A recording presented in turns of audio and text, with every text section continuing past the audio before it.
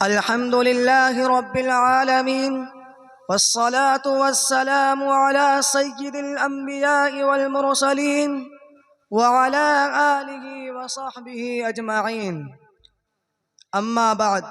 صدر مکرم، حضرات حکم اور سامعین ذی احتشام، آج کی اس مجلس خطابت میں میرا موضوع سخن ہے آزادی ہند میں ہمارا کردار۔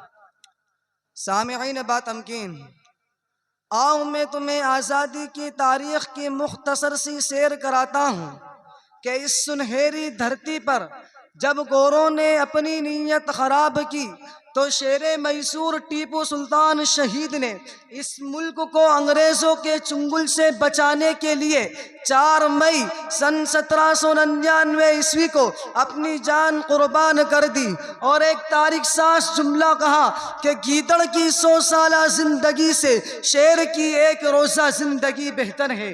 شیر میسور کی شہادت کے فوری بعد انگریز نے کہہ دیا کہ آج سے ہندوستان ہمارا ہے، تو کبھی سن 1803 عیسوی میں ایسٹ انڈیا کمپنی قائم کرتے ہوئے فرنگیوں نے نعرہ لگایا، خلق خدا کی، ملک بادشاہ کا اور حکم بہادر کمپنی کا۔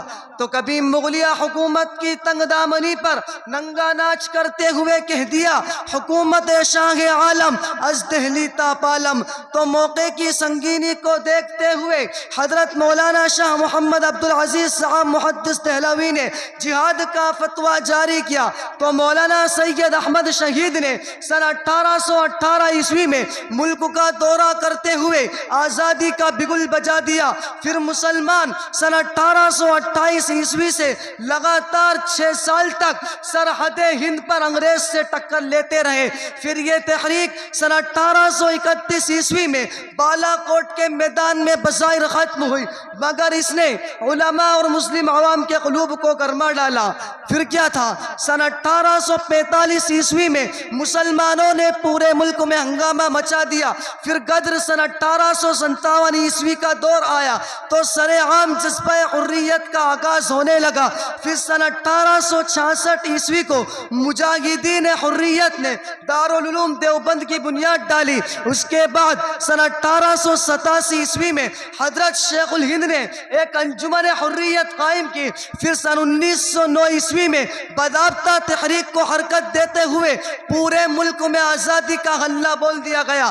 پہلا اجلاس مراد آباد میں مولانا احمد حسن امروئی رحمت اللہ علیہ کی صدارت میں ہوا۔ پھر سن 1912 عیسوی میں مولانا آزاد نے الہلال پرچے کے ذریعے ماحول میں انقلاب برپا کر دیا۔ پھر سن 1915 عیسوی سے ملک گوروں کے لیے تنگ ہو گیا اور ہوتے ہوتے سن 1947 عیسوی میں یہ ملک آزاد ہوا۔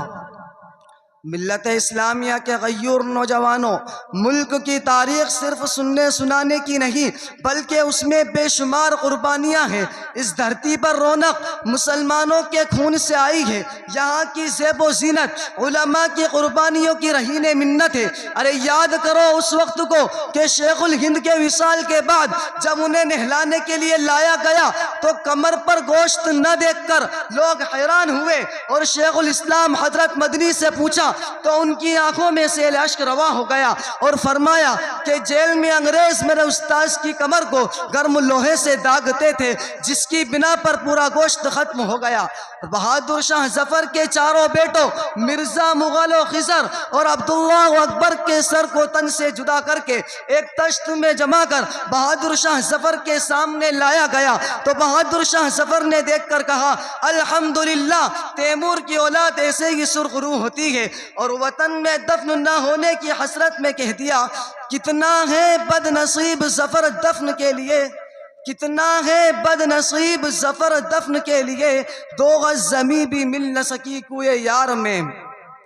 ملت اسلامیہ کے غیور نوجوانوں، آج ہم سے ہندوستانی ہونے کا سرٹیفکیٹ مانگنے والوں سے میں یہ کہنا چاہتا ہوں کہ یہ وطن جتنا تمہارا ہے اتنا ہی ہمارا ہے۔ ہم یہاں کے حصے دار ہیں، کرایہ دار نہیں۔ ہم اس ملک کے سچے وفادار ہیں، ہم مسلمان ہیں۔